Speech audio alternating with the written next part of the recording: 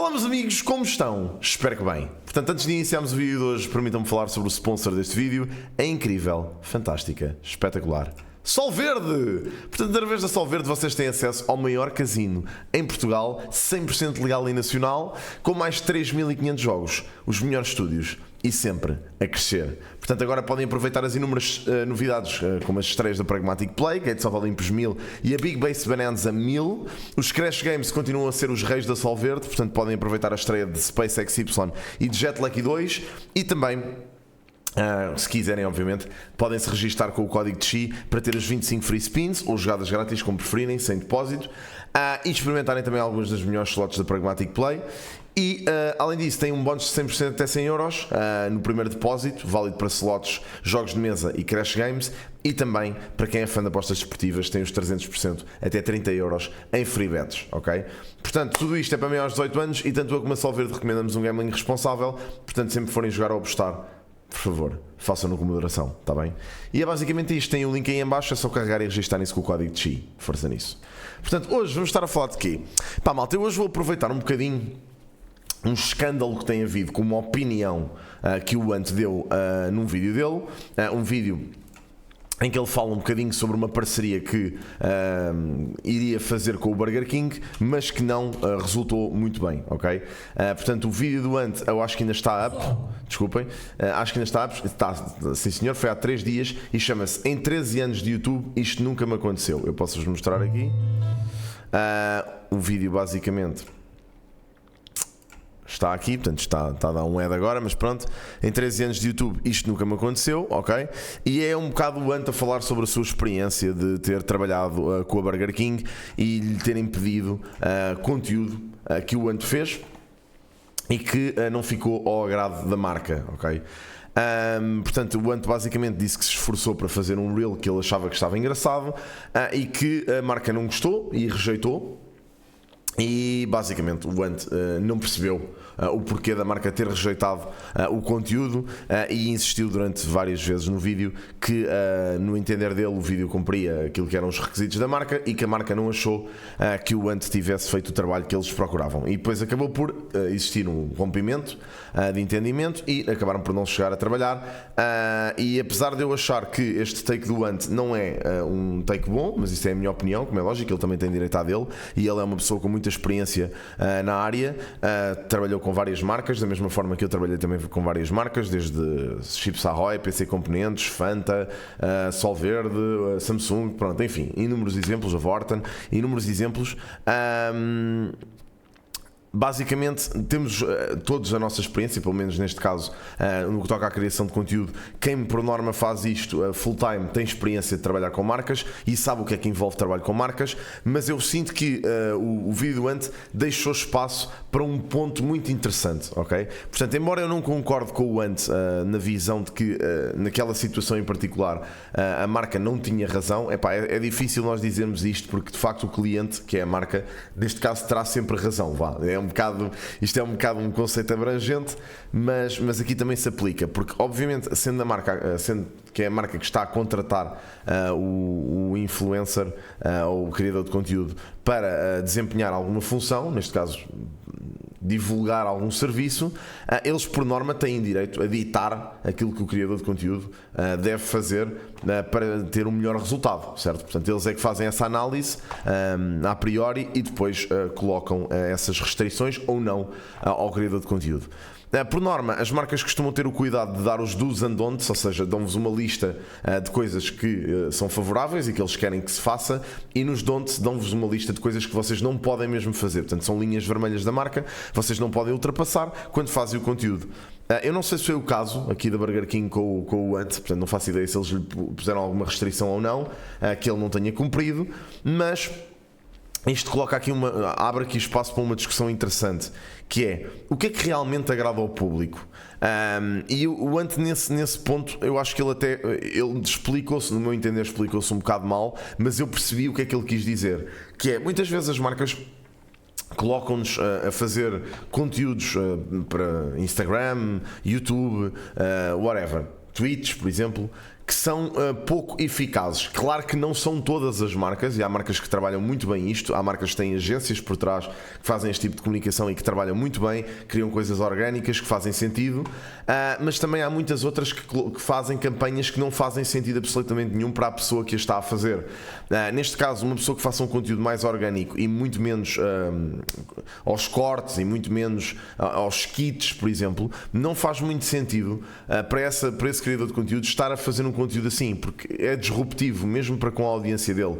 Ou seja, imaginem que a mim me põem a fazer um vídeo qualquer de comédia, de skit típico de Reels, em que eu estou basicamente aos cortes e a fazer uma coisa que é completamente fora daquilo que eu faço normalmente. O público vai estranhar, o público não vai achar aquilo fixe, porque vai parecer um anúncio, percebem? Portanto, normalmente o tipo de comunicação devia ser sempre adaptada a quem está a fazer. Portanto, obviamente esse tipo de trabalhos deviam ser adaptados ao criador de conteúdo, e eu percebo, esse é um dos pontos que o Ant faz no vídeo dele, que eu concordo inteiramente. Eu acho que deveria ser, aliás, não devia ser o criador de conteúdo a decidir isso, mas a marca devia estar atenta ao conteúdo da pessoa e pelo menos devia adaptar a campanha nesse sentido. Para mim, acho que resulta muito melhor uma publicidade mais natural, ok?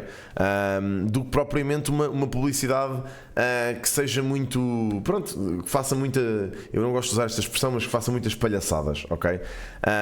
Pelo menos porque o meu tipo de conteúdo é mais assim, é mais conversar, é muito mais orgânico, não tem tantos cortes, não tem nada disso. Portanto, para mim faz-me zero sentido eu trabalhar coisas assim, percebem? Se calhar poderá fazer sentido para outras pessoas, porque o conteúdo deles pode estar mais aproximado disso e as pessoas até podem ter mais jeito nesse sentido.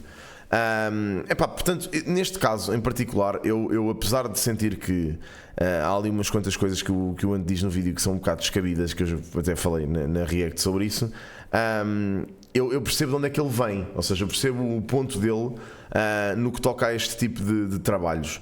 E portanto acho que esta discussão até é saudável, se for tida obviamente com respeito, mas claramente aqui tem que haver responsabilidade de ambos os lados, ou seja, muitas vezes o que acontece é que as marcas têm total responsabilidade, porque enfim, são marcas grandes, conhecidas, de renome, com pessoas profissionais que lá trabalham há muitos anos, e o criador de conteúdo, pelo menos os que começam há menos tempo, por norma têm muito pouco sentido de responsabilidade, ou seja, há muito pouco profissionalismo nesta área, as pessoas fazem as coisas às três pancadas e muitas vezes aquilo que um faz mancha um bocado a imagem dos outros. Portanto, imaginem uma marca que está a entrar no mercado e que trabalha com um criador de conteúdos qualquer.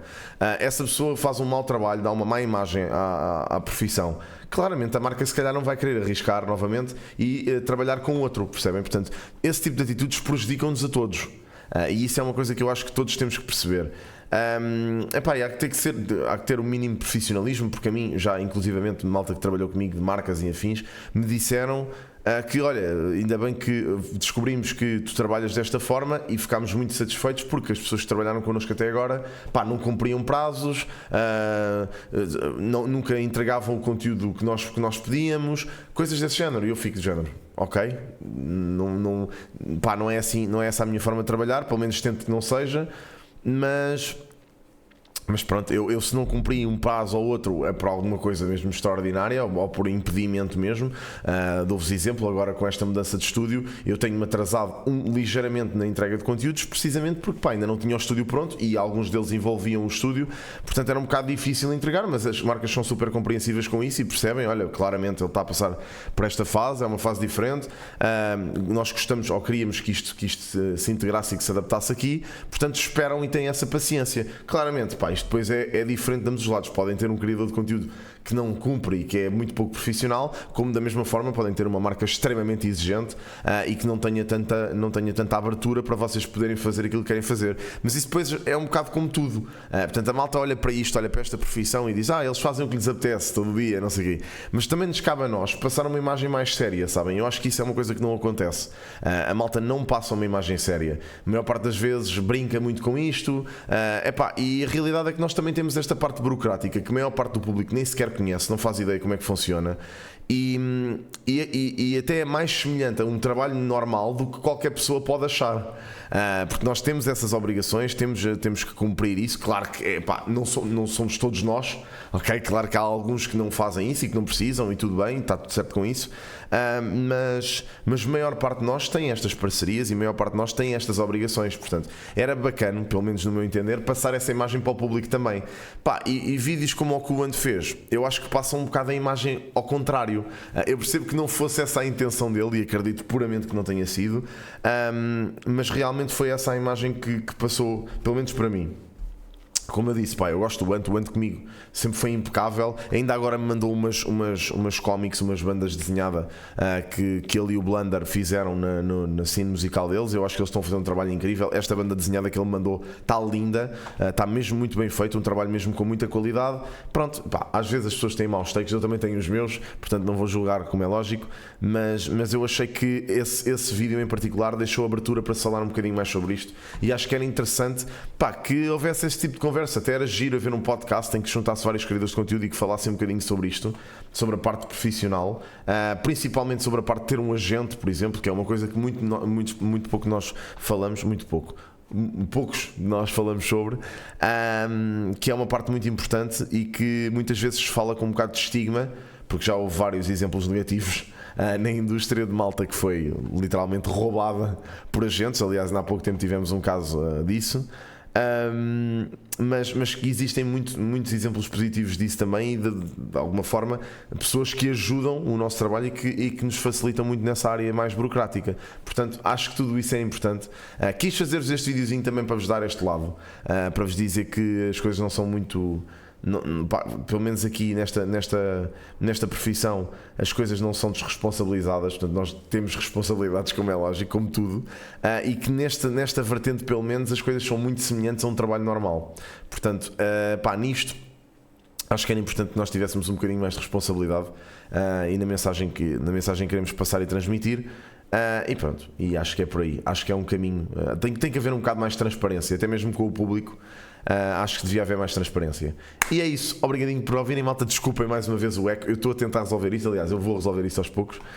Portanto, olhem, vemo-nos no próximo vídeo. Grande abraço, tchau, beijinhos, volta.